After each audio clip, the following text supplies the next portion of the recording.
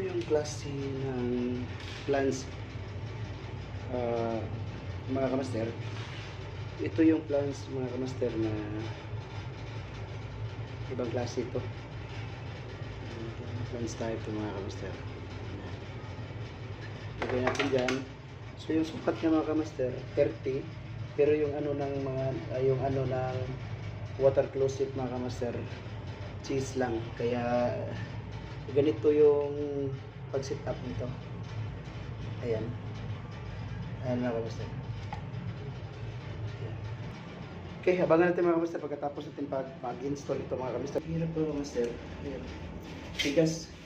So gawin na lang natin ito.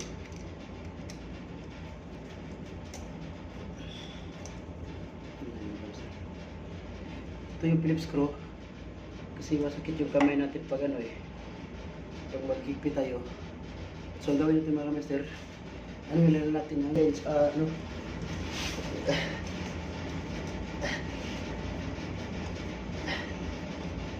ayan.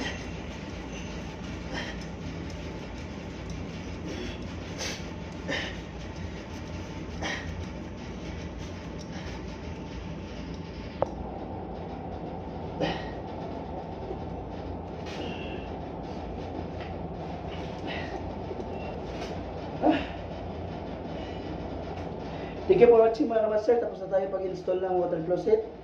Tsaka yung tiles natin, mga kamaster. God bless you all, mga kamaster.